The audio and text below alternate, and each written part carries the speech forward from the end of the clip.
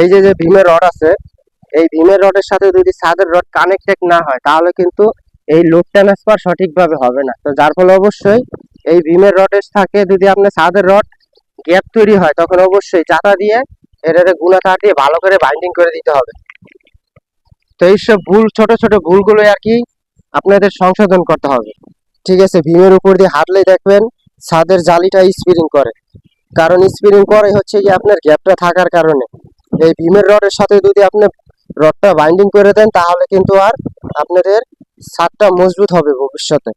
তো যার ফলে অবশ্যই ছাদের রড বাইন্ডিং করার সময় আপনারা দেখবেন যে জায়গায় জায়গায়, বিভিন্ন জায়গায় জায়গায় ছাদের রড গুলো ভীমের রডের সাথে কানেক্টিং হয় না। ঠিক আছে, ক্লিয়ার থাকে, নিচে গ্যাপ থাকে। এই গ্যাপ থাকা যাবে না, এই গ্যাপ যদি থাকে তাহলে কিন্তু লোড ট্রান্সফার সঠিকভাবে হয় না।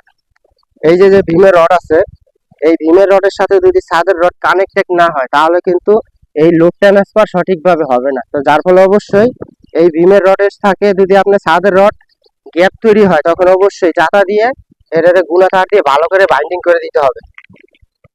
তো এইসব ভুল, ছোট ছোট ভুলগুলো আর কি আপনাদের সংশোধন করতে হবে।